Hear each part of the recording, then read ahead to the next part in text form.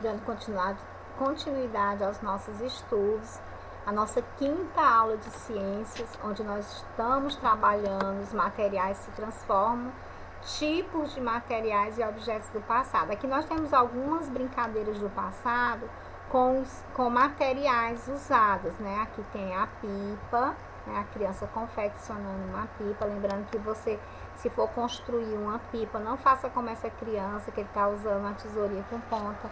Não é aconselhável a criança usar a tesoura com ponta. Ela tem que estar sempre com adultos, tá certo? Aqui nós temos uma criança brincando de corda e outras brincando de peão. Aqui você pode observar que são brincadeiras antigas construídas com materiais diferentes, né? Aqui nós temos duas meninas brincando de amarelinha.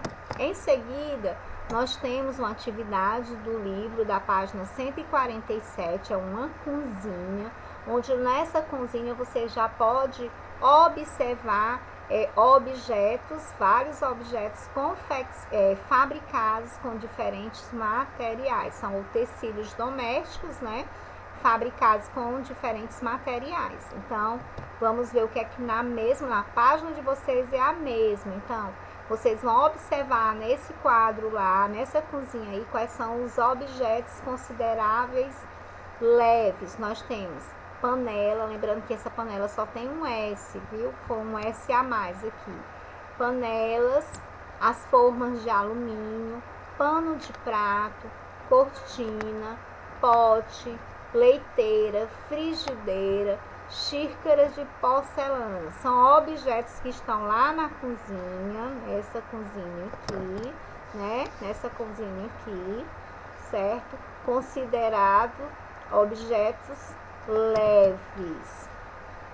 E os duros, né? Você já parou para olhar na cozinha da sua mamãe quais são os objetos considerados leves? Os duros, os que são brilhantes, né? Que tem brilho, os transparentes que existem também, os moles e os pesados. Então observem também, analisem também a cozinha da mamãe, tá certo? É para analisar, não pode bagunçar, tá ok? Então vamos lá, os duros: pote de vidro, garrafa de azeite, panela de alumínio, leiteira, frigideira, pote, xícara de porcelana. Vocês podem observar que alguns objetos eles estão repetindo nos itens, porque eles são considerados tanto leves como duros, né? Então, alguns objetos vão se repetir aqui embaixo também. E os brilhantes: panelas, formas de alumínio e vidros, né? Porque tem uns brilhinhos neles, então são considerados brilhantes. Os transparentes são os potes de vidros, as garrafas de azeite e garrafas de vidros, né? Escuros. Mole: pano de prato e cortina, que está também incluído aqui entre os leves. Pesado: tauba de carne, os potes de vidros e garrafas de azeite. Existe alguma nessa imagem, algum ser vivo? Existe, né?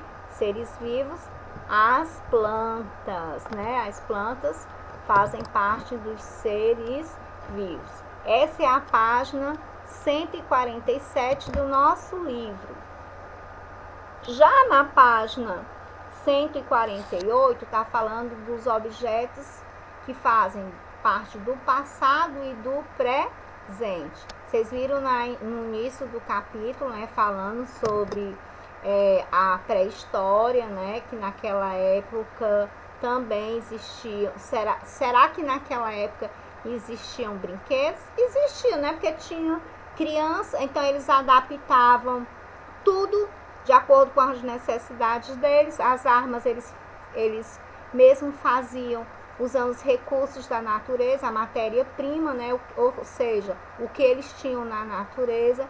Nós estudamos em outra oportunidade que a peteca, as primeiras petecas foram feitas também com elementos da natureza. Então, observem o brinquedo, né? Ele é considerado um dos brinquedos mais antigos já descobertos.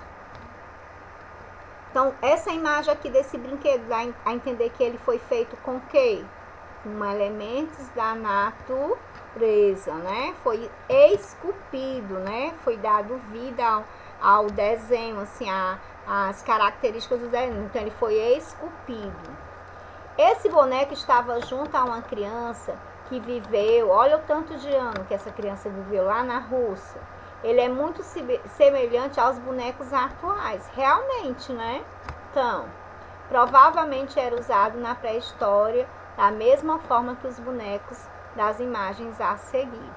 O boneco pré-histórico, isso daqui é esse aqui que ele está falando, certo? Está se referindo a esse boneco aqui que foi encontrado há muito tempo. Então, esses bonecos aqui, o boneco da pré-história mostrado na imagem, a cerca de 5 centímetros, é feito de pedra e sabão. Esse aqui, ó, certo?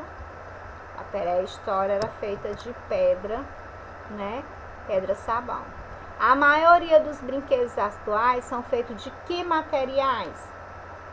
De materiais retirados da natureza ou de materiais que passam por algum tipo de processo de transformações em fábricas, em indústrias, né? Então, os brinquedos podem ser feitos de diversos materiais, sim ou não? Sim, né, gente? Porque existem diferentes tipos de materiais. Agora mesmo eu vou colocar na imagem alguns brinquedos que fizeram parte do passado, olha. O estilingue, né, que as pessoas chamam, outros chamam de baladeira, mas pro nosso lado tá mais para baladeira e não para estilingue, mas a maioria das pessoas de outros estados conhecem como estilingue. Nós temos aqui o peão e a pipa. Essa pipa que estava lá na abertura do capítulo, o peão também, né, que são considerados brincadeiras antigas. Na página 149, nós temos aqui 3 obras de arte com crianças usando brinquedos, certo? Aqui nós temos uma boneca, nesse de baixo. Aqui nós temos o menino com a estilingue, né? Para nós, baladeira.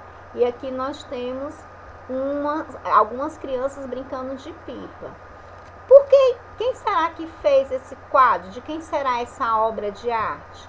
Um pintor brasileiro chamado Portinari, né? Então, Portinari, ele expressou nas suas obras de arte umas brincadeiras.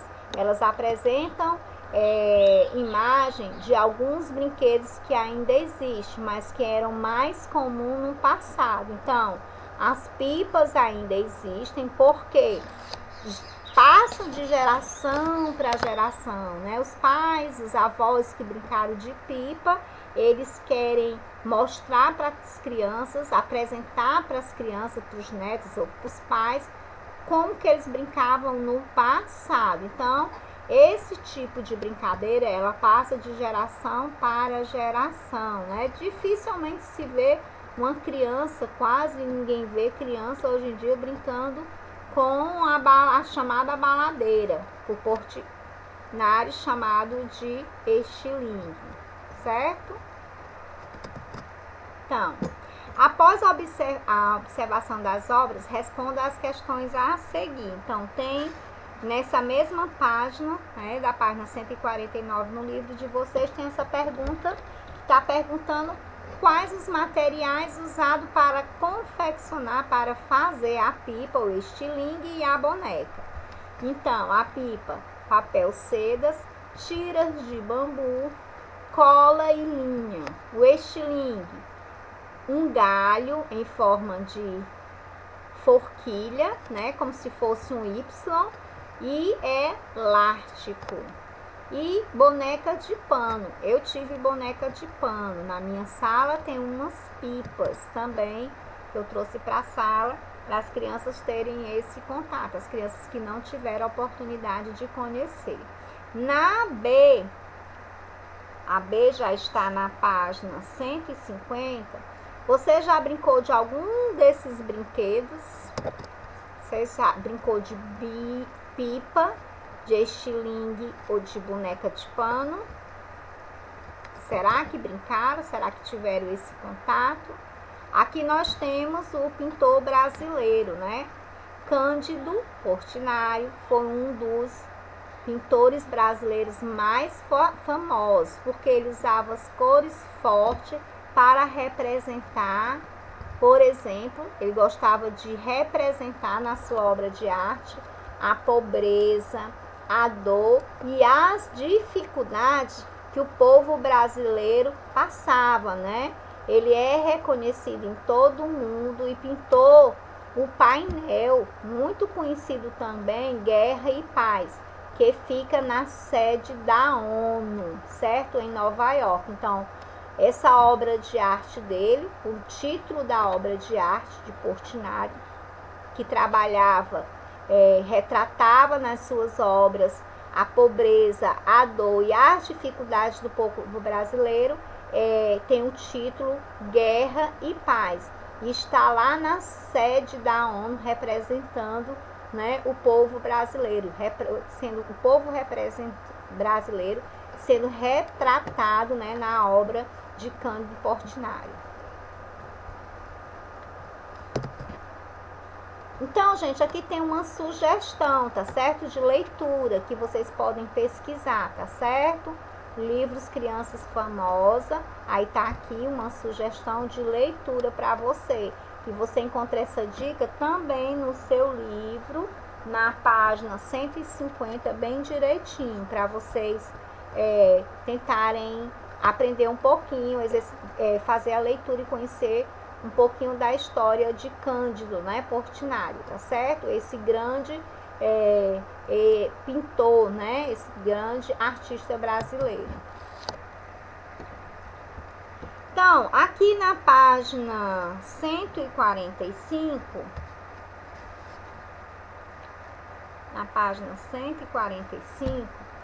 tem uma atividade que é do livro, que é para vocês fazerem, né? Onde essas atividades vocês vão ter que tirar do material de apoio, como tem como sugestão aqui, tá certo?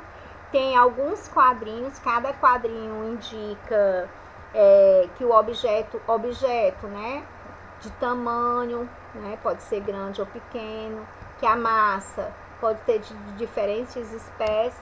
Então, vocês vão olhar na página 45 e 46, uma atividade onde você, no primeiro quadrado, que fala sobre o tamanho, né?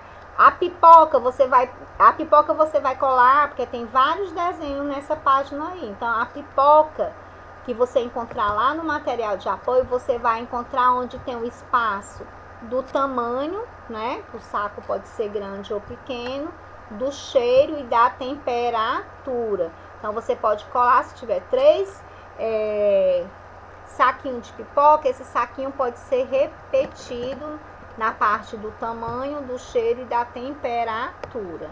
A mochila, tamanho e massa. Lembrando que essa atividade é da página, é uma colagem da página 145 e 146, e que as gravuras vocês vão buscar na página do material de apoio da página 19.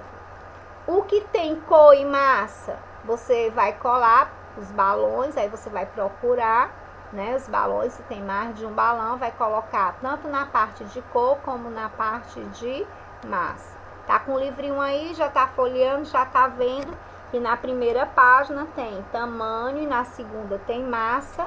Na página 146, vocês vão colar gravuras referentes a cor, cheiro e temperatura, ok? Estão acompanhando direitinho aí.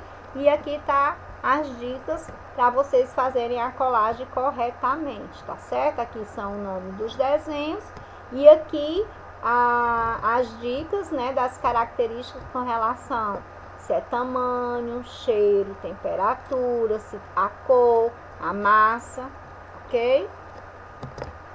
E eu finalizo aqui a nossa aula de ciências. Um beijo e até a próxima aula. Fiquem com Deus.